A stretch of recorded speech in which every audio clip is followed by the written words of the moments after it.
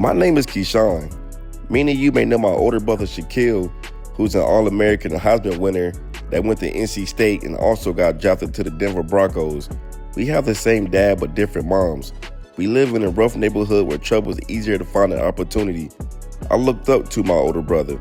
I picked up a football because of him. I always told myself, if he can make it, I know for a fact that I can make it. You see, sports was the only opportunity that could both get us out of our predicament. Coming into my senior year, I was 5'11", 205 pounds, and I also had no offers. But my brother told me to not get discouraged. My plan was to keep my head high and stay disciplined. I also had my top 10 schools that I wanted to go to. As you guys can see, NC State was number one because my brother went there. And coming into my senior year, I was number 4 in the nation, number 1 in state, and number 1 in my position. Walking out of that tunnel, I felt everyone eye on me, coaches, scouts, and kids. See, when my brother got drafted, everyone wanted to see if I could carry that same torch. Could I follow into those footsteps, or would I stumble under the weight of his shadow? But deep down, I knew something that they didn't. I wasn't playing for him. I was playing for me. I get it. My brother went to the NFL. They wanted to see if I could walk the same path that my brother had already paved. But like I said, man, I was playing for me. Every sprint in practice, every rep in the weight room, every drop of sweat, that wasn't about living in somebody else's shadow. It was about building my own. I respected what my brother accomplished, but I had my own story to write. Like, everywhere I go, people bring him up before they even see me. They don't ask, what can you do? They ask, can you be like him? And sometimes that pressure feels heavier than the ball I carry on Friday nights. When the spotlight hits me, I don't want it just to be because of him. I want it to be because of me. Every time I step on that field, I'm fighting to prove that I'm not just his little brother. I'm fighting to show I got my own story, And even though I was ranked number 1, a lot of people thought I was ranked number 1 because he had something to do with it. I'm like, nah, it's not because of him, yo. It's really because of me. So yeah, the shadow is there. It follows me everywhere, but I use it. I let it push me, drive me, remind me that I got something to prove, not just to the fans, not just to the scouts, but to myself. It was the third quarter. We was only up by 3. The game felt tight, too tight. Every possession mattered. Every mistake could swing the momentum. The crowd was ruthless, waiting for somebody to make a play. Cole looked at me and then set the call, outside run, my bread and butter. I hit the sideline with speed, cleats digging into the turf, and guess what? The end zone was wide open. I was running through the 6 with my woes. Now we in the 4th. Score tied 34-34. The stadium was electric. Half the crowd on their feet, half the crowd was holding their breath. Every snap mattered. Every yard mattered. One mistake, one turnover could decide it all. Your boy took the handoff, juked number 4 out his shoes. I was running through the 6 with my woes. Your boy done got into that end zone, and we end up getting the dub. After that game, a few smaller D1 offers started to come in. Not the big name schools that everyone dreamed about, but the real opportunities. Then kind of find out your boy was ranked number 1 in the nation now. I started getting texts, calls, and emails for different type of coaches. The word had got out. Penn State head coach wanted to come see your boy play in person. I went to my girlfriend's house to tell her the exciting news that I had got about getting the offers and also Penn State coming to my next game. Leaving my girlfriend's house, I had to be careful because I was in the ops territory. Tell me why I got into a fight, man. After I beat the brakes off my mans, people came out and started shooting at me. So I knew I had to get up out of there. My next game, I could barely focus. My mind was racing with 2 things: Penn State coming to watch me and the fight from the other night. The one that had ended with gunfire was still fresh in my head. I tried to shake it off, tried to tell myself this was football, this was my lane. I had a chance to prove myself and to show Penn State exactly what I was capable of. Every yard I ran, every block I made, I played for more than just myself. I played for my future and for the chance to rise above the chaos that was always around me. Every carry, every cut, every sprint down the sideline felt like a statement. I knew the scouts were watching, but more importantly, I knew I would prove myself that nothing, not no fights, not bullets, not the neighborhood, could stop me from running my own path. Play after play, I was locked in. I could feel the intensity building, the crowd energy feeding off me, and most importantly, the eyes of Penn State coaches tracking my every move. See, I knew I was balling. Then it happened. A perfectly timed handoff. I hit the outside, and you already know my saying. I was running through the six with my woes. The stadium erupted. My teammates swarmed me. By the second quarter, I could feel it. The Penn State coaches were watching closely, leaning forward, jotting down notes, whispering to one another. Every juke, every breakaway run, every catch I made seemed to raise their excitement. I wasn't just playing. I was putting on a show. I was showing them exactly why they decided to come see me. I ended up getting to that end zone, man. Everything I worked hard for was finally showing. After my second quarter touchdown, I glanced into the crowd and froze for a split second. Bruh, tell me why I see the dude I had gotten to a fight with just a few nights ago. But I didn't let that distract me. I reminded myself why I was here, to play my game, to show Penn State what I was made of, and to stay in my lane. The past, the fights, the streets, they weren't a part of this field. But I ain't gonna hold y'all. Buddy came to the game mad deep with his people. I think they were trying to terrify me, but I wasn't worried about none of that. You see, your boy got to that end zone once again. Plus, another reason why I wasn't worried about them, because I also had my people in the stands. Man, they weren't going to let nothing happen to your boy. That goes to show you I had the streets behind me. Later in the fourth, we was down. So I hit the end zone, and in that instant, I knew I had done exactly what I came to do. Every cut, every dot, every yard I had gained up to the point had built to this moment. Penn State done saw it all. The speed, the vision, the strength, and the determination. After that game, my phone started buzzing nonstop. More D1 offers started to roll in. Coaches from schools I had dreamed about reaching out and impressed with what they had seen on film. But the one call I've been hoping for, man, tell me why Penn State done called and gave your boy a full scholarship. I was beyond blessed. The very next morning, my car, my ride, it had been shot up. Bullet holes in the door and window, glass shattered, dents marked where the rounds had hit. My stomach dropped. This was a fallout from the fight a few nights ago. A stark reminder that the streets didn't forget. Neither did the people who I crossed paths with. Stepping onto the field, I couldn't shake it. My car was still on my mind. The one that had been shot up a few nights ago. All I could think about, what if I was in that car? Everything would have changed. The next game wasn't going to be easy. The team we lined up against had one of the best defense in the state. Fast linebackers, hard-hitting safeties, and a front line that prided itself on shutting down the run. At first, I ain't going to hold you. They were definitely shutting down the run. Them boys didn't care if I was ranked or not. But me, man, I ain't care what they was thinking. I still got into that end zone. The ball snapped. Before I could even get my second step, their linebackers came crashing in. Them boys done sent an all-out blitz. When I got up, all I could hear their sideline yelling and their players celebrating like they won the game off of just one play. They wanted to let me know that they weren't scared, that stopping me was their mission. But that still didn't matter, man. I was still exposing their defense. See, I didn't want to get cocky, but hey, they must forget who I am. I'm Shaquille, little brother. I'm the best running back in the nation. Man, they better put some respect on my name. Like, they were talking crazy this game. But I still give credit where it's due. They defense was coming up, though. Like, they was definitely stopping the run. Not like that, though, but they was really stopping your boy to a certain extent. But eventually, I found a way to get back to that end zone. I'm not going to say it was getting too easy, which I was about to say, though, but I ain't want to get too cocky about it. Because, like, this team was definitely showing us why they had the best defense in the state, and I see why. All right, now, EA, your boy done glitch. Come on now, Electronic Arts. Now, that's funny. But later in that fourth quarter, 38-31, we was up. All we needed was a touchdown to seal the win. So you know what I do best. I was running through the six with my woes. End up getting to that end zone, and we end up getting that dub. After that game, then it happened. The schools I dreamed about my whole life started calling. Big-time programs, the one I used to watch on TV and imagine myself wearing their colors, were now sending me offers and scholarships.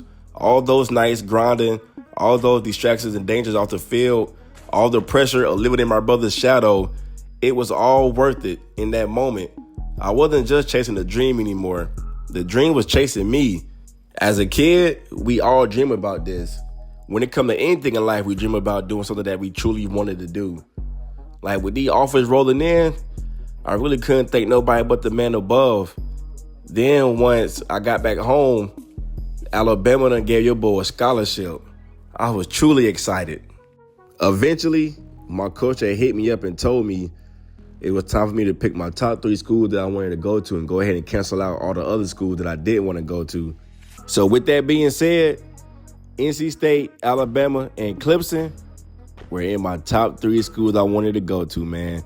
I ended up committing to NC State. Here we go. It's senior night, ladies and gentlemen. The lights was brighter tonight. The air felt heavier, filled with the sound of the band, the cheer of the crowd, and the kind of energy you can only feel once. I walked out with the roses in my hand, my name booming over the loudspeaker, flashbacks hitting me every step, every morning lift, long bus rides, my first varsity snap. Man, but next possession of the game, I got a handoff. I saw a crease and hit it full speed. One cut and I was in open field. I was running through the 6 with my woes. Second quarter, I was on one. Hit the outside. My man got a good block. Man, he got 2 good blocks for me, baby. Hit my man with the everybody 1-2 step. And you know my saying, I was running through the 6 with my woes, man. I was not done letting up. Hit the outside in the third quarter. Man, hit my man with a mean stiff arm.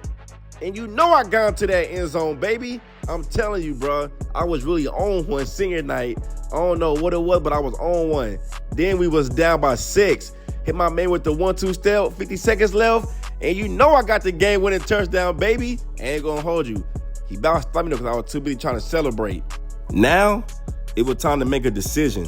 The gym was packed. Every camera lens in the room was aimed at me. I took a deep breath. Looked out into the crowd. I see my moms, my dad, and my older brother. It's like my mom had tears in her eyes because she was very proud of me. But now, it was time to see what school was I going to go to. Last time you guys saw me, I was getting ready to make a big decision on what school I was going to go to play ball for. Since then, I decided to break up with my girlfriend, especially after the shootout. And I had a chance to be alone and really clear my mind to make a big decision. See, life was moving fast, and I didn't have time for any distractions. At my hat selection day, people thought they knew what was coming. The safe bet was NC State. That's what my brother had played, and the whole city figured I was following his footsteps. Some people also thought Alabama because it was a powerhouse program. But deep down, I already made my mind up. When the moment came, I picked up that Clemson hat, and I put it on. The crowd erupted. Some shocked, some cheering, some shaking their heads. I knew right then I had chose a different path. I wasn't choosing anyone else's story. I was writing my own. Coming in as a freshman, I had one thing on my mind. I had to show out, especially because Shaquille is my older brother. And I definitely shocked a lot of people by not even choosing NC State. First game of the season at Clemson, and I didn't even touch the field. I stood there on the sideline the whole night, bruh. I ain't gonna hold you. I was definitely mad. The crowd was going crazy. The energy was electric, but inside me, frustration was building. I was the #1 running back at high school, bruh. Man, Clemson recruited me so hard, sold me a dream, promised me an opportunity, and now I couldn't even get a single snap. Second game of the season was our first home game at Clemson. The stadium was packed. I'm talking about orange everywhere. Fans screaming like we won a national championship already. See, this was the game I thought for sure I was going to get ready to play. Because, you know, this is our first home game of the season. Clemson really gave your boy a scholarship and recruited your boy. So I couldn't wait to show the crowd, coaches, everybody, why they gave your boy a full-ride scholarship to come here. But the whole game went by, and once again, I didn't get in, not one snap. The whole game, I kept asking myself the same question. Why give me a scholarship if you're not even going to play me? I didn't come here to be a bench warmer. I came here to make plays, to carry the ball, to prove I was ranked the best in the nation. Like, I ain't going to hold you, bro. Like, what's up, man? Maybe I should have went to NC State, bro. Then after that game, the next day, bro, we had community service. The way I was feeling, man, forget going to community service, bro. I need to talk to you while I'm not playing, coach. Like, come on, baby. And then this shorty gonna hit me up talking about something. I think we met last year. Man, last year I was in high school. I don't even know you, shorty. You was not about to get me caught up, so I can't even do it. All I had was on my mind was, why wasn't I getting any playing time? I wanted to transfer. But before I made any moves, I decided to call my older brother Shaquille. Y'all know, the one that played for the Denver Broncos. If anybody knew what it takes to make it, it was him. When my brother picked up the phone, all I said was, bro, I'm done with this. I'm not playing. Coach not showing me love. I can't keep wasting time, bro. I think I'm about to hit the portal. He let me vent to him, then hit me with the big brother wisdom. Told me not to rush. Told me sometimes you got to weather the storm before you shine. He reminded me that talent always rises. And if I keep grinding, my time will come, whether at Clemson or somewhere else. We talked for a good minute. And I appreciated him too, because I definitely needed this conversation, because I didn't know what to think. The next day of practice, man, I started balling out, bro. I really was trying to prove a point to these people. Like, bro, you don't put the number one running back in the nation on the bench. Like, I'm not no bench warmer, bro. I'm a starter, or at least a running back too. But, man, patience was the key. But then again, I ain't have too much of that patience. I was really trying to get active. Next thing you know, coach called me in for a position battle. Word was they needed to figure out who was going to step up and take the running back 2 spot. That was my moment. I've been waiting for it. Grounded in practice, holding all that frustration in, and now I finally had a chance to let it out on the field. When the coaches blew that whistle, I wasn't just running drills. I was running for my name, my respect, and my future. Every cut was sharp. Every sprint was personal. I wasn't just about to let anybody outwork me. Not after standing on the sideline and watching like a fan. Come on now. After getting these good reps in and dominating in front of the coaches and staffs, just like that, your boy was running back number 2. It wasn't running back number 1, but at least I can say I can finally get some playing time now. Dang. Now, coming into this game, it felt different. It hit different. It's like I feel good. I'm breathing different. I'm living different, baby. Like my boy Ace Boogie say. But nah, for real, all just aside though, this game, it felt good because I was knowing that I was about to get some playing time and not sitting on the sideline how I normally was. See, that's all I wanted, bruh. Was the coach to really give me a chance and stop playing with my name. See, I ain't gonna hold y'all. Lining up, I was kind of nervous. I ain't gonna say kinda, I was nervous. First play for me, caught a pass, bro, I ain't go nowhere. I'm like, coach, let me run the ball, bro. Then that second play, you know I was out of there. I was running through the 6 with my woes. Crowd went crazy, teammates stormed me. Second play of my college career, I was already in the end zone. All that waiting, all that grinding, it finally paid off at the right moment. After that touchdown, everybody in that stadium knew I was coming for the starting position, and I wasn't done letting up either. Later in that first, we ran the exact same play and only gained 1 yard. It's crazy because the crowd was going crazy. Like, this is not like high school. High school was mad different than college, but I should have went up the middle on that play, but I ended up going outside and we didn't get the first down. We ended up getting 4th and inches. But later in the second quarter, 1st and goal, your boy done got his 2nd touchdown. Man, let's go. Our defense came up clutch and got a stop. Still 14-0. Man, I got the handoff, and you already knew I was gone. I was running through the 6 with my woes. Got to that touchdown once again, man. 3 touchdowns before the half was even over. 21-0. But I guess the coach seen what he had to see. Man, my man put me out for the rest of the game, which I don't even blame him. So eventually, we end up getting that dub. The very next day, I laced my shoes up and headed to the school track and got some work in. See, one thing about me, bro, my brother always told me, if you're going to dominate, you got to keep putting in that work because it's definitely going to show. Just like y'all see in my previous game, I had 3 touchdowns, so you already know the work is showing. The next game was against Florida State. And I walked into that stadium with all the confidence in the world. Coming off a 3-touchdown performance, I just knew I was about to get more minutes, more touches, and more chances to prove that I belong. I had it all pictured in my head, the lights, the crowd, and me in the end zone once again. Coach done finally put your boy in the game. It's like, dang, the first quarter about to end. It's like, come on, Coach, I know we're not about to start doing this again. If you guys peep, it is the second quarter, bro. A minute and 17 seconds left. Man, I barely got in. It's like, Coach, what are we doing, bro? I'm playing these little minutes, bro. It's like, bro, I literally just had 3 touchdowns the previous game, and you over here keep playing, bro. See, I try to listen to my brother talking about some have patience, this and that, but, man, my patience is thinning out, bro. Something got to give. I can't keep doing this. But reality hitting me hard, man. My number barely got called. I only got a handful of carries.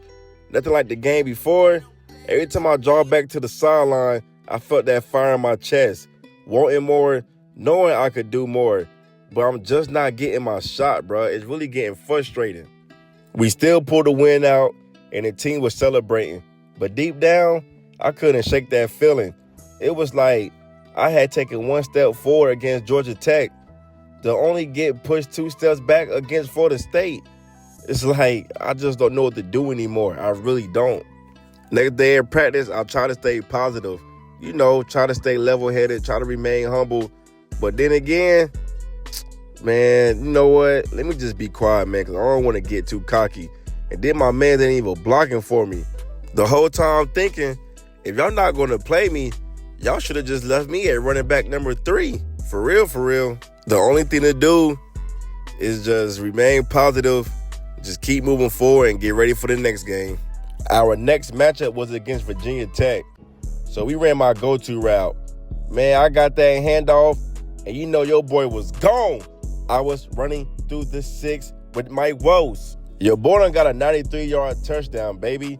Man, let's go. By the time I crossed that goal line, man, the crowd was losing their mind.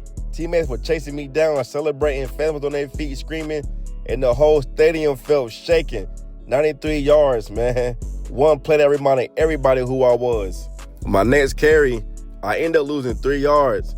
So the coach decided to take me out. I don't know if it was because of that or what, but, man, I ain't tripping. I ain't going to let that get to me. So I ended up getting a handoff second quarter with 55 seconds left. Ended up getting a stop. I really thought I was out of there. So coach decided to leave me in, which I'm actually shocked. Man, I went up that middle, and you already know my saying. I was running through the 6 with my woes. Come on, baby. Man, second touchdown of the game. They should already know who I am. Like, bro, my name is Keyshawn, the number 1 running back in the nation in high school. There is a reason why they got me here. Like, bro, stop playing with me, bro. Put some respect on my name, like Birdman said. Then later that quarter, 17 seconds left, 21-10. Got the ball up the middle again. And you know I just broke a tackle. And you know I'm up out of there, baby. Stop playing with me. And I had to do a belly flop in the end zone. I guess coach liking what he see, because he definitely is playing your boy a little bit more.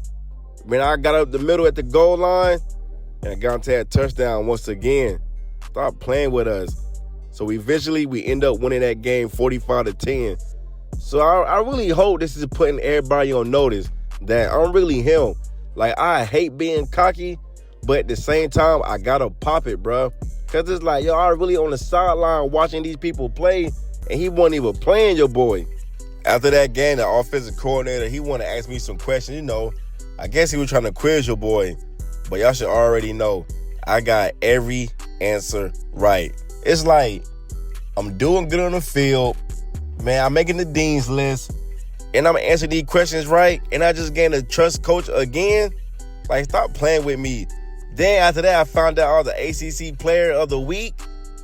And I was the National Player of the Week, too. After I got them nominees, or them awards, you say, tell me why your boy done broke some records for the school. I'm walking around campus, I was definitely feeling myself. You couldn't tell me nothing. A freshman at that, was coming in breaking records. Then it happened. Our star running back had went down. But for me, I knew right then an opportunity had just knocked. Like, I don't wish injury on nobody, but maybe this was a blessing in disguise. The next day on campus, I met up with my coach. We had a serious conversation. He looked at me in my eyes and said, "It's your time now. You got to step up for us." To me, that hit different. All the frustrations from the first 2 games, the doubts, the late nights wondering if I made the right choice, it all flipped right there. Coach wasn't just giving me reps anymore. He was giving me the keys. From that day forward, I wasn't chasing an opportunity. I was the opportunity. See, after my boy injured, everything shifted. Midway through the season, I wasn't just filling in anymore. I was carrying the team on my back. Game after game, the ball was in my hands and I delivered.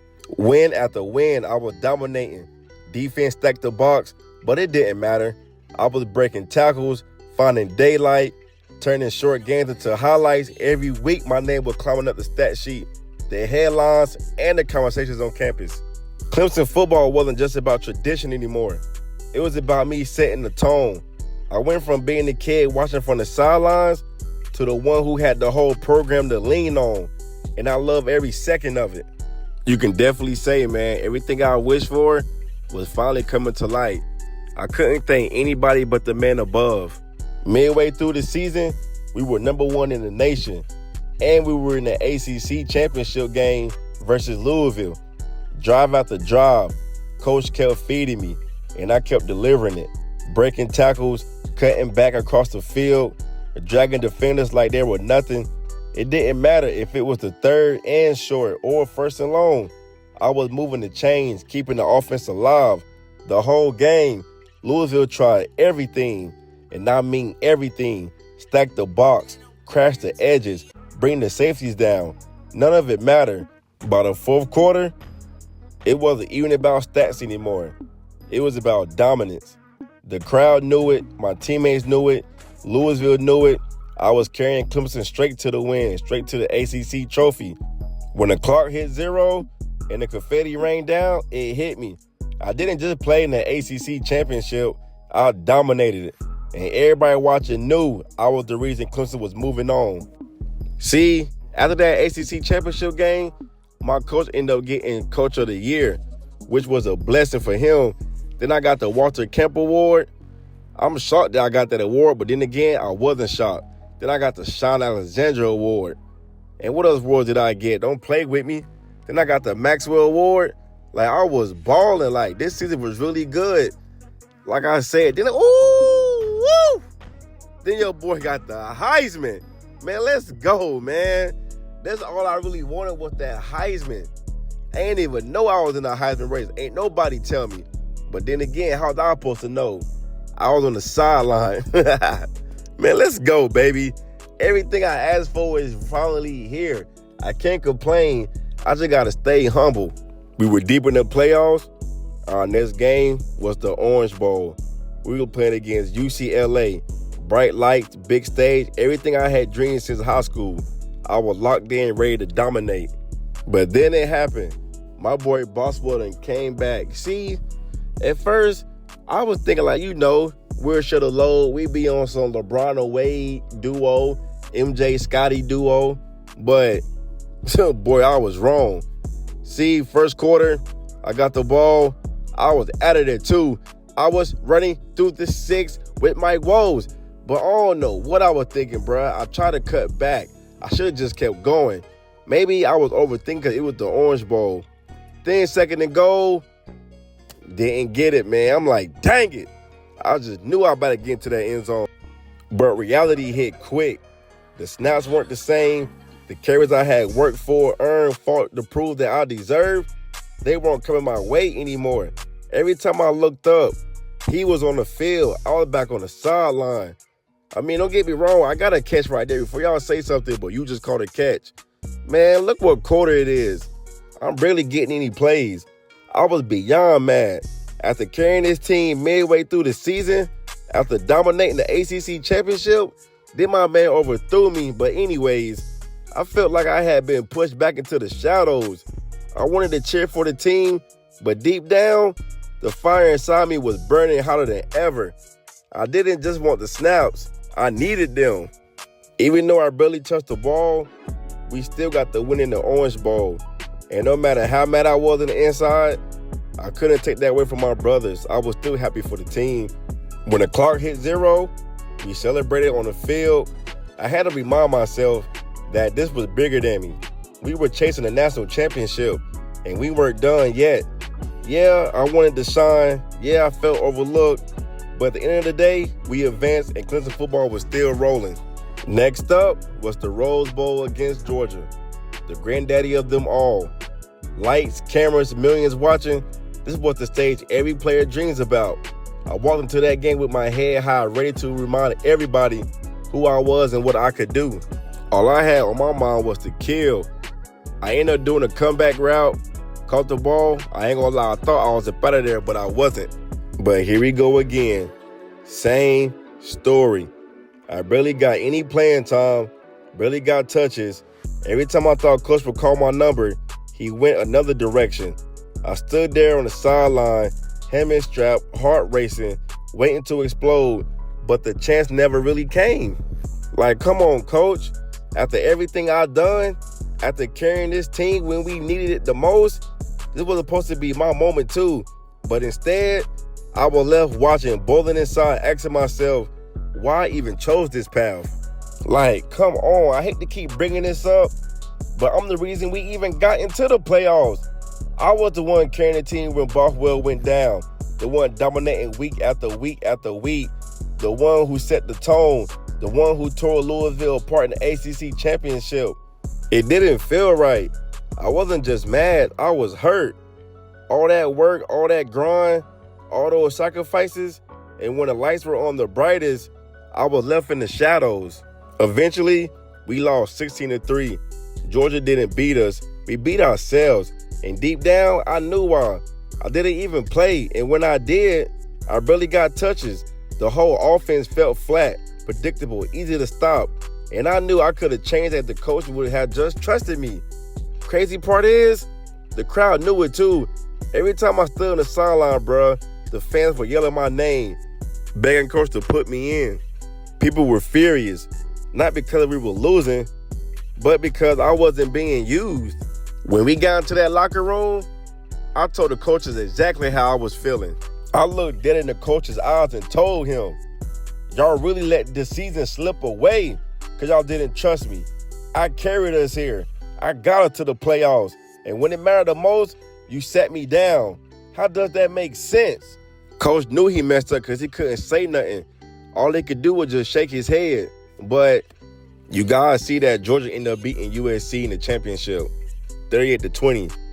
So later that year, I ended up walking to campus because I had to talk to coach, man. I ended up going to his office. With Bothwell coming back next year, healthy and ready to reclaim his spot, and after the way I spoke my mind to the coaching staff, I'm only laughing because I did snap on them. But anyways, I knew for a fact that the road ahead at Clemson wasn't going to be easy. See, my chances with Clemson was 50-50. Maybe I'll play, maybe I won't play. But deep down, I knew I had to make a choice. It's either stay loyal to Clemson and fight for every snap, or hit the transfer portal and write my new chapter somewhere that would actually value me. But one thing for certain, I wasn't built to sit. I was built to play. And whichever path I chose, the next move was going to define my career. So y'all let me know what I should do. Should I stay or should I transfer? Last time y'all saw me, I was walking to the coach's office. And just know that conversation, it didn't go too well. But I ain't going to do too much talking, man. Let's go ahead and get right in because I know y'all ready to see what's about to happen. So let's get it. Walking into my coach's office, I already knew it was going to come down to two things. Either he was going to start me or he wasn't. No middle ground, no sugarcoating. So I had to ask him. I need to know where I stand. And I'm your guy or I'm just a backup again. Coach didn't even hesitate, man. Tell me why he looked at me in my eyes and told me straight up. His mind was made up. Bothwell was going to start. Walking out of that office, it was clear as day. Clemson wasn't going to be my story anymore. If I wanted to shine, I wanted to be respected for the player I truly was. So it was time to enter the transfer portal. Right after I left the coach office, man, tell me why I ran into Bothwell outside of campus. Man, he started talking crazy, telling this my team, you ain't spit, you ain't none of that. Bro, we started brawling. Like, he was getting the best of me. But come on, bro. I'm from the 336, bro. Don't ever disrespect me like that, bro. Man, I started beating the brakes off my mans. Man, after that, bro, I knew my time at Clemson was done. When I entered the portal, it was like flipping the switch. Every big name school started contacting me. My phone started blowing up, nonstop calls, text DMs from every big school you could think of. It felt like high school all over again, but except this time the stakes were even bigger. But after hearing all those big name schools, I got a call from Colorado. That call changed everything. See, the coaches there believe in rebuilding, believe in giving guys a chance, owning their moment, and I felt it in their voices. They saw what I did, they saw my hunger, my production, and my fight. And just like that, your boy committed to Colorado. I know what you guys are thinking.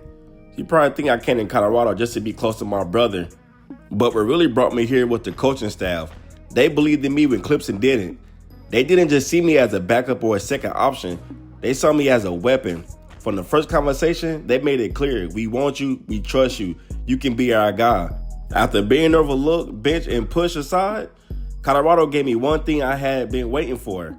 And that was opportunity. Not just empty promises, but a real chance to step on the field and show the world what I can do. My first game in Colorado, the stadium was packed, lights blazing, cameras everywhere. I could feel the energy before I even stepped out the tunnel. As soon as I ran out, the crowd went wild. They were screaming my name. Chills ran down my arm. That moment right there, that's all I've been waiting for.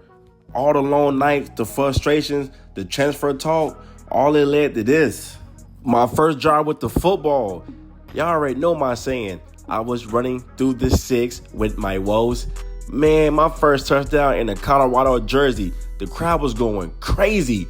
Then we came back down. Then I hit her with a 1-2. And you know I got up out of there once again. I was running through the six with my woes. Man, this game felt so good already. 2 touchdowns already. And first quarter ain't even in yet. 2 seconds left. 1st and 10 in the first quarter. Man, I hit the outside, hit my go-to. And once again, your boy is up out of there, man. I'm on the sideline. People going crazy. I see my name in the crowd. Man, you know I had to do a dive. Man, this felt so unreal. This is all I've been asking for.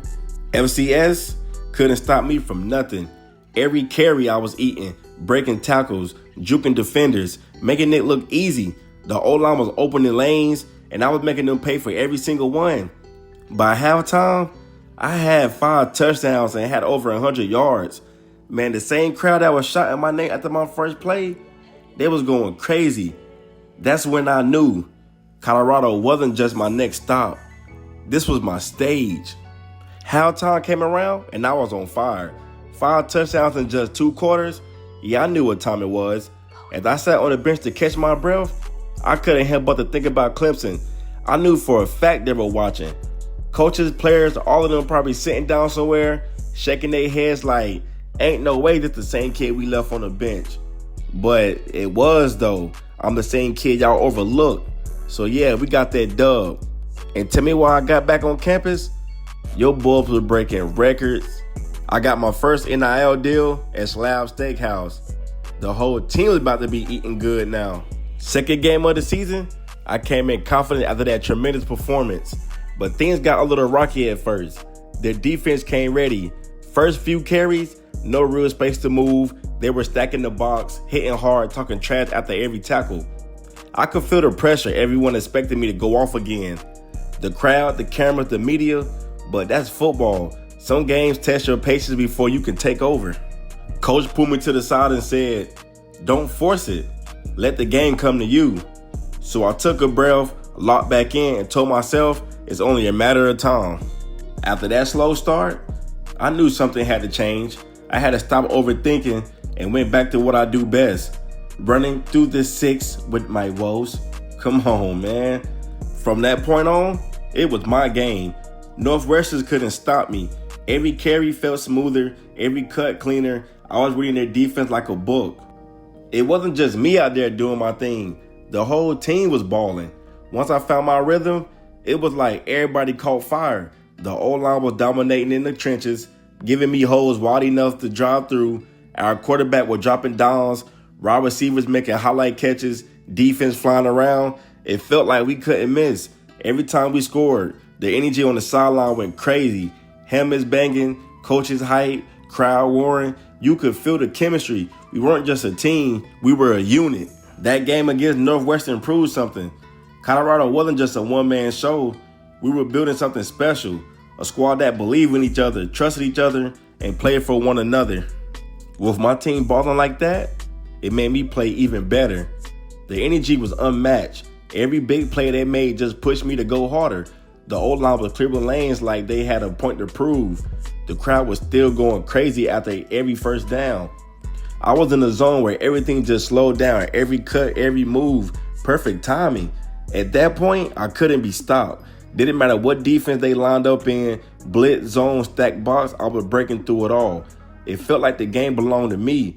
Every time I touched the ball, I could feel it coming. Another big game, another touchdown. Man, we beat the brakes off them boys, man. 63-24, we was not coming to mess around. The next day, I went to go cop me a new wheel. Nothing too major, nothing too flashy. You know, home game versus Northern Illinois. We were 2-0, we were going crazy. And my name was ringing bells all over the country. It wasn't just sports fans anymore. Rappers, comedians, and all type of celebrities were tuning in, wanting to see what the hype was about in person. Social media was blowing up, highlight clips trending, and everyone was talking about the transfer who came in and was taking over. The energy was insane. Cameras flashing, fans screaming, celebrities in the stands. I could feel the eyes on me from every angle. But I wasn't fazed though. I wasn't putting on a show for the fans. I was putting on a show for the celebrities too. Rappers, comedians, athletes, all type of big names were in the stands, watching every move I made, every juke, every stiff arm, every touchdown. I felt the eyes on me. It wasn't just a game, it was a performance, and I was the main act. Bruh, I was snapping. I could see them on the sideline nodding, pointing, hype like they witnessing something special. Cameras flashing, phone recording, everyone talking about it in real time. I wasn't just playing football that day. I was showing the world, the media, and every celebrity in attendance that I belong on the biggest stage. Every move I made was a statement. This was my moment, and I wasn't holding back either. And y'all know my saying, I was running through the six with my woes. Coach decided to sit me out the whole second half because, truth be told, we were beating the brakes off that team. We didn't just win, we dominated from start to finish. It was clear who was the better team. The defense smothered them, the offense couldn't be stopped, and I was in superstar mode the entire night. We wasn't just winning games, we were making statements out there. And the next morning, Stephen A. Smith looked into the camera and said, that boy Keyshawn, he's something special. Hello? Hey Keyshawn, how you been? I've been good. About yourself? I've been pretty good. It's been a while since we talked. Yeah, it's been a good minute. I've been trying to reach out to you. About what? You good? I mean, I'm pregnant. You what? I'm pregnant. Is it mom's? I mean, not trying to be disrespectful. Why would you even ask me that? It's yours. Finding out my ex was pregnant, I didn't know what to think. My mind was all over the place. Part of me was shocked, part of me was scared, and I didn't know how to feel. I kept replaying everything in my head, how we ended things before college, how my life had changed since then, all the plans I had for football and my future, and now, out of nowhere it was like my world paused for a second. I didn't have an answer, I didn't have a plan. All I knew was I had to process it before making any moves. The next game was against an undefeated Iowa State. This was the one everybody had circled, the game that could finally put Colorado in the rankings if we came out with the win. During this game, my head wasn't in it at all. All I could think about was my ex, the pregnancy, the fact that I might be a father sooner than I ever expected. The thought of it scared me. I wasn't ready, not with everything I had going on. Football, school, the spotlight, NIL deals, and now possibly raising a kid. It was too much to carry in my mind at once. I tried to push it to the side, tried to lock in and just play, but it didn't work. I couldn't focus. Every time I lined up, my mind drifted right back to the news. I was second guessing myself, moving slow, missing plays I would normally make in my sleep. After that terrible performance, coach set me out for the rest of the game, man. Staying on the sideline, watching play after play go by, it ate me. I wanted to be out there, but I knew the truth. I wasn't locked in, and coach wasn't going to risk it. So eventually, we ended up losing that game, man. I was hurt. Our next game was against Houston. And as a team, we came back stronger than ever. That loss to Iowa State lit a fire under us. And from the first whistle, you could see it. The offense was clicking. The energy on the sideline was electric. And we weren't just playing to win. We were playing to dominate. And me, I had something to prove to myself. I was running through the 6 with my woes. Even though my ex was still on my mind, even though the thought of the pregnancy had weighed heavy on me, this time I didn't let it distract me. I told myself, I gotta lock in. I gotta handle what's in front of me now. Every carry, every cut, every touchdown, I played with a focus I haven't felt in weeks. Against Houston, I knew one thing for sure. I had to get my face back. That Iowa State game embarrassed me, bro. I let my personal life creep into the huddle, and I cost my team the win. But when Houston came around, I promised myself that wasn't going to happen again. My brothers needed me, and I wasn't about to let them down twice. 6 seconds left. I was running through the 6 with my woes. Man, I can say I am feeling myself again. So third quarter, 1 minute and 41 seconds left. My man put me in motion. We gonna see how he do.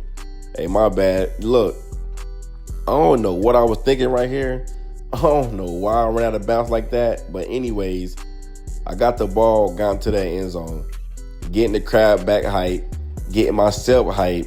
And we end up beating the brakes off of Houston. This was no competition at all. I guess you can say I'm getting my face back slowly. Because that last game was a net. Then after that, come to find out, your boy was on the Heisman list. So that's another good news that I'll get my face back. Every Saturday turned into a show. Fans packed the stadium, not just to watch us win, but to watch us put on a performance. Touchdowns, big plays, highlight runs, it became a routine. Teams came in thinking they had a shot, but by halftime, most of them was already finished. When the regular season had ended, your boy was getting them awards again, man. The Walter Camp Award. What else did I get? Your boy done got the Maxwell Award. Okay. Same as last year. Then got the Heisman 2 years in a row. Same as last year. I ain't complaining. It was definitely a blessing. When I saw that we were playing Clemson in the playoffs, my whole body lit up. This wasn't just another playoff game. This was personal. The same school that benched me, the same coaches who told me I wasn't ready, the same teammates who watched me leave, now we were face to face again. And this time, the whole country would be watching. It was poetic. The journey had came full circle. From routing the bench to carrying Colorado into the playoffs. And now, I had a chance to show Clemson on the biggest stage exactly what they had gave up. This wasn't just a game. This was my revenge tour. And the coaches knew what type of timing I was on. So they told me, we're following behind you. You take the wheel. They ended up getting 7. But first play I lined up and I was locked in. Soon as the ball hit my hands, I was gone. I cut through the outside and in seconds, I was in that end zone. I was running through the 6 with my woes. The whole stadium erupted. Colorado sideline went crazy. The crowd shook. The camera stayed on me. But more than that, Clemson knew. They knew right then they messed up. Then I turned right back around, got another touchdown, man. 14-7, man. Stop playing with me, bruh. See, Clemson really about to see what they really missed out. And I wasn't letting up either. Your boy done got another touchdown, and I'm showboating. I had to show Clemson what they gave up. Even the fans were kind of mad about that. And come on, man. Since me playing so good, man, I had my whole team playing good. See, we was a unit. You might well call us G Unit at this point, because that's how good we was playing. 21-14, they end up scoring. Man got the ball back. Boom! Hit my man with the spin. Oh, he can't catch me, fat boy. Ooh, them boys is lucky I ain't get that. But, you know, run up the middle, got that touchdown. I was running through the 6 with my woes. Like I said, bro, this was my revenge tour. We was not letting up, bro. So Colorado knew how much this game meant to me. Like I said, man, my whole team was balling out, bro. I put the team on my back, man. We were carrying each other. What more do I gotta say, bro? Like, people think this is the game. It's really not, bro. They really try to bench me. Come on, man. I was not done letting up. I was running through the six with my woes. Then I threw the football in the crowd, let them know that I was coming. Like, I'm here. What y'all gotta say? So eventually, we end up getting that dub, man. Let's get it. Now, it was the championship game against Georgia. All season long, we fought, we dominated, and we proved people wrong. Clemson was behind us. The critics were silent, and now came down to one last game. The Bulldogs, the defending champs, the powerhouse that everyone said we couldn't beat. Their energy was unreal. The whole world was watching. Cameras flashing, celebrities packed the stands, ESPN breaking down every angle. It wasn't just a game, it was history. Georgia already came down and had 7. We did the go-to route, my favorite one. You know I'm up out of there. You know I'm up out of there. You know I'm up out of there. You know I'm up out of there. I was running. Why did I cut back? But I ain't no getting in that end zone, man. But dang, why I cut back. I was going crazy. 7-7, first quarter, 53 seconds left. Man, we did an outside handoff. You know I'm at that whoop. My man with the everybody 1-2 step. But like I said, Georgia is the powerhouse school defending champs. So we got to come correct. Cause trust me, because they won't come into play either. So first quarter, you know I got the ball. Got up out of there. I'm out of there. Ooh, I thought I was out of there. I ain't going to hold you. Feed me. I'm out of there. I'm gone. I was running through the six with my woes. Man, we having fun at this point with it. National championship, we up by 4. Oh yeah, man, we clicking on all cylinders right now. Oh yeah, look at me. Screenplay, I'm out of there. I'm gone. I'm out of there. Let's go, baby. Let's go, man. I was running through the six with my woe. This is the, man, I was supposed to do this last year, bro. But Clemson didn't play your boy. Come on. Get up out of there. I'm gone again. I'm gone. Ooh. That boy don't hold me down. I ain't gonna lie. He like that, though. Oh, yeah. What we doing? Another handoff. I'm out of there. Oh, yeah. Come here. Get my man with the mean hurdle. Stop playing with me, bro. And we got a touchdown. Man, come on, man. We are not coming to play. 28-10. Get off me. Got another hurdle. Yo, see, if Clemson would have played me, this is what we would have been doing. But enough of Clemson, man. I'm with Colorado right now. 31-10. Let's get it. Woof. Got a juke. Got in that end zone once again. I was running through the six with my woes. And just like that, we are the national champs, baby. The confetti rained down. The roar of the crowd was going crazy. We had just taken down Georgia, the defending powerhouse, and made history. I held that trophy in my hands, teammate mobbing me, fans going crazy, and I couldn't stop smiling. From being benched at Clemson to transferring to winning the Heisman, and now standing on top of the national champion, the journey came full circle. Man, look, y'all, this is a message to anybody. No matter how many people doubt you, when you believe in yourself and grind, you can rewrite your own story. So keep going and keep shining. Let's go. A few days later, I got a call that my ex was about to go into labor. So I ended up going back home, to my hometown, go to the hospital. I couldn't miss this moment. I am about to be a father. So here am I, fresh off a national championship, Heisman on the shelf, confetti still stuck in my shoes. And now I'm walking to the hospital. Life moved fast. One night, I'm the star of the biggest game in college football. Days later, I'm facing something bigger than any trophy, fatherhood. I can't tell you what's about to happen just yet, but what I can tell you is everything is about to change. Stay tuned, and I'll tell y'all the rest next episode.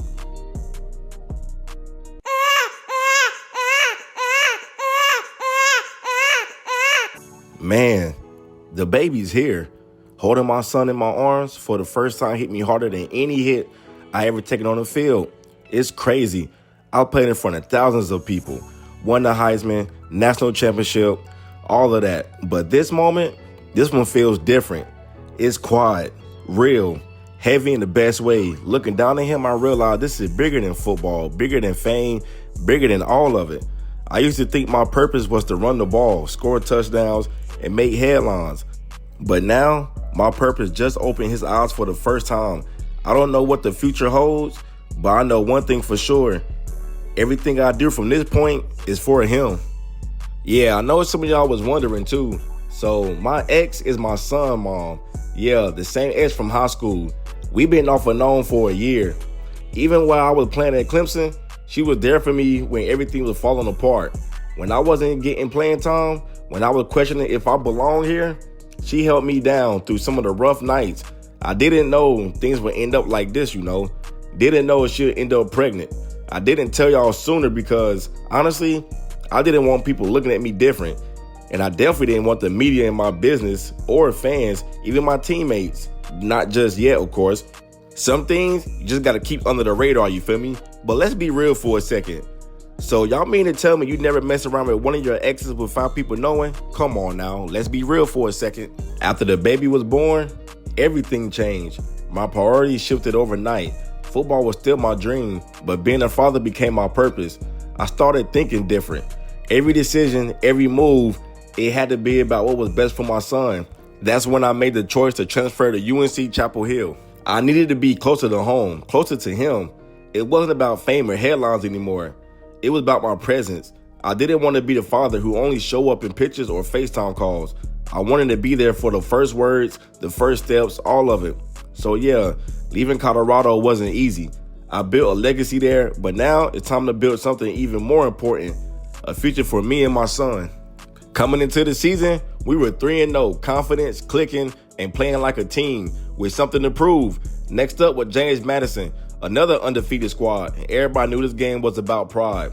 But for me, it was about more than football. I was playing for my son. Every yard, every hit, every touchdown, it was for him. I wanted him to see that no matter what life throws at you, you keep pushing. When I laced up my cleats and stepped on that field, I felt his name written across my heart. I wasn't just running for UNC or even for myself. I was running for the little boy who gave my life a new meaning. And that night, I was determined to make him proud. Playing against James Madison, I looked up into the crowd and saw my family sitting there. And that hit different. Seeing my moms, my ex, well, I guess you could say my girlfriend now. My son, my cousins all wearing Carolina blue, cheering on me. And even my brother Shaq was there smiling. It gave me a boost that no words can describe. That was one of the reasons I love playing for UNC. Back when I was across the country, they couldn't always make my games because, I was in Colorado. But besides my brother, he definitely can't because it's funny because he played for Denver. But now I can look up every Saturday and see the people who raised me, who believed in me when things got dark. It's a reminder of why I do this, why I grind the way I do. Every yard, every touchdown. It's not just for me, it's for them. And hearing the crowd roar, knowing my family voices are in it, man, that's everything. And what really did it the most was when I could see my son in the crowd just, giggling, laughing. Man, that really made my heart warm. Man, we was 28-0.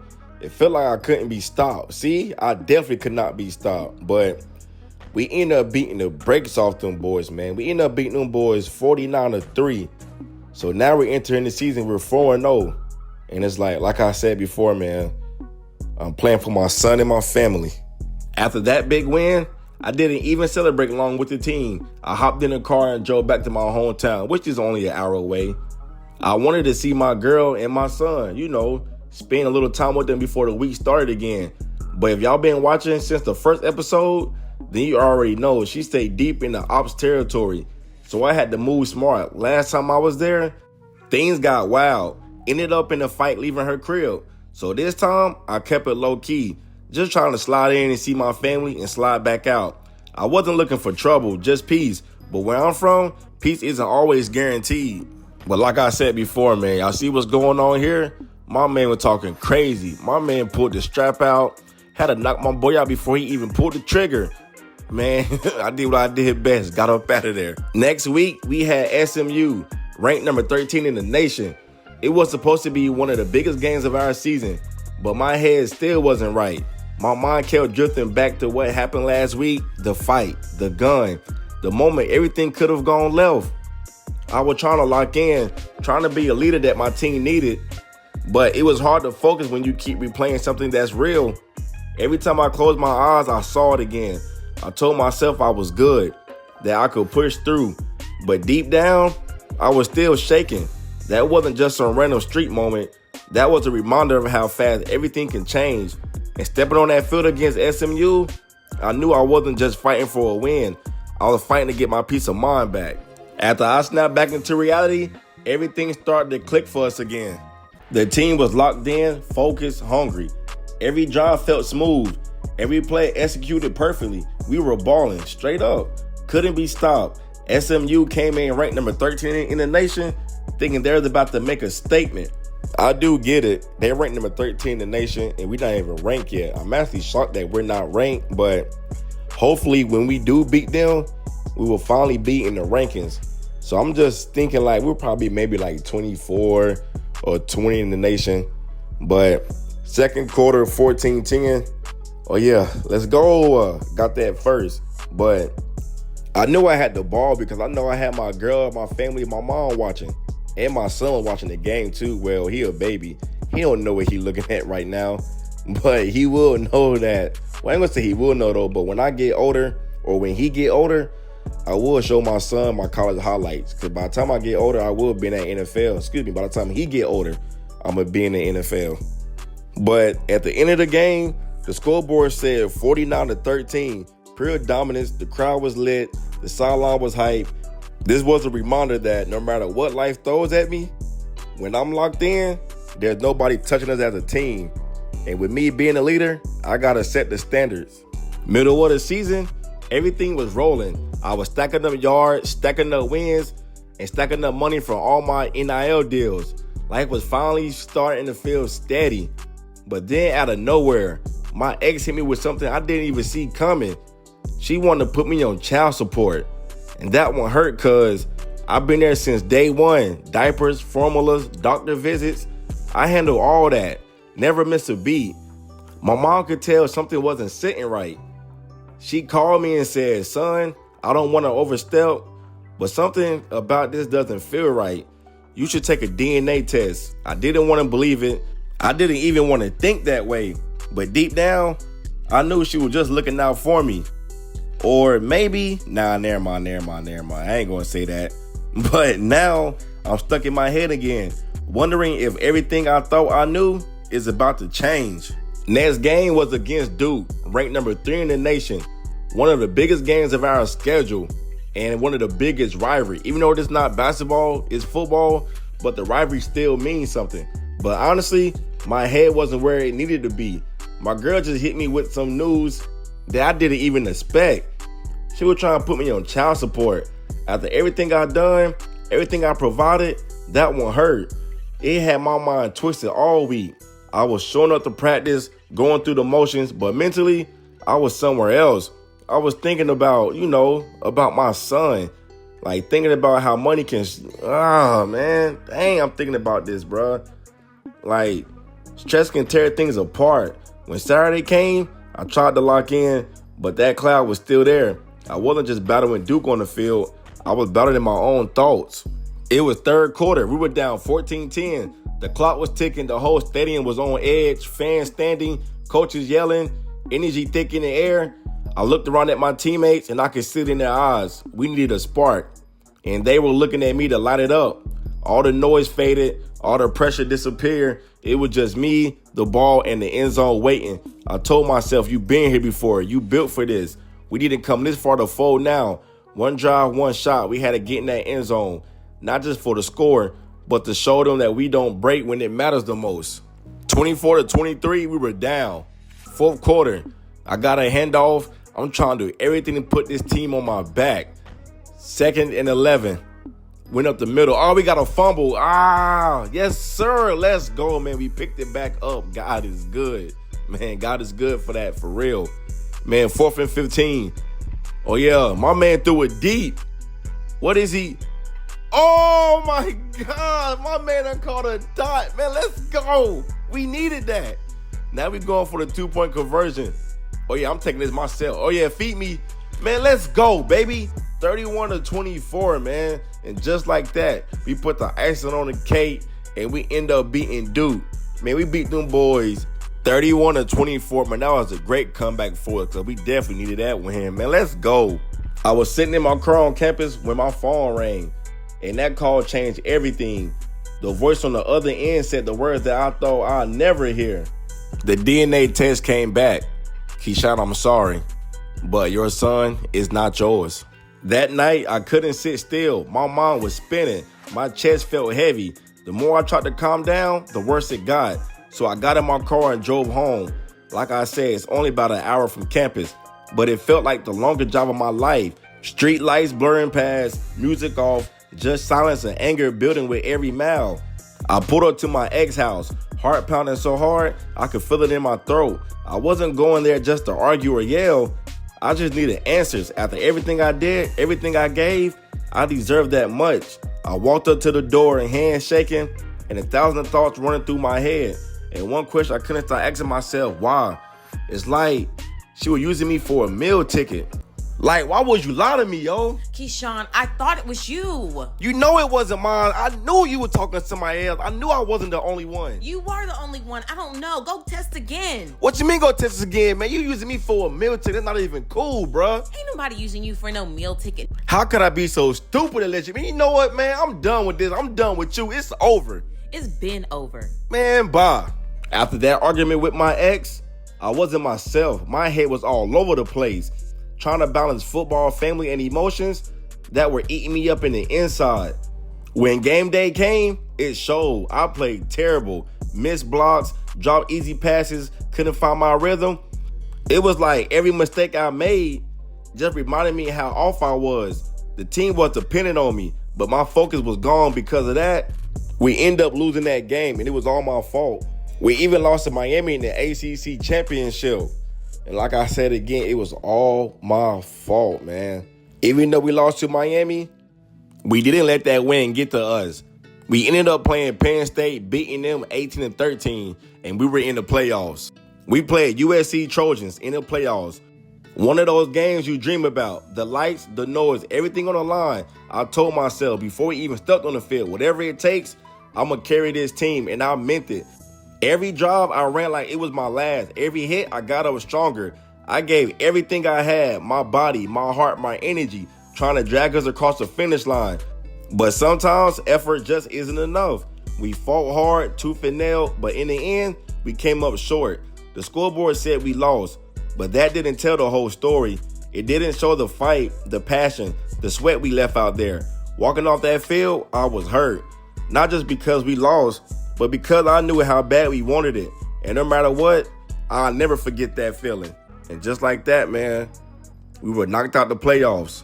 Man, heading back home after that loss to USC felt different. Season over, semester done. And now I'm thinking to myself, what's next? I had a solid year, did my thing. But now the real decision is here. Do I stay one more year in college? Or do I take that leap and enter my name in the NFL draft? So I need you guys to comment below on what should I do. Stay one more year in college or enter the NFL draft.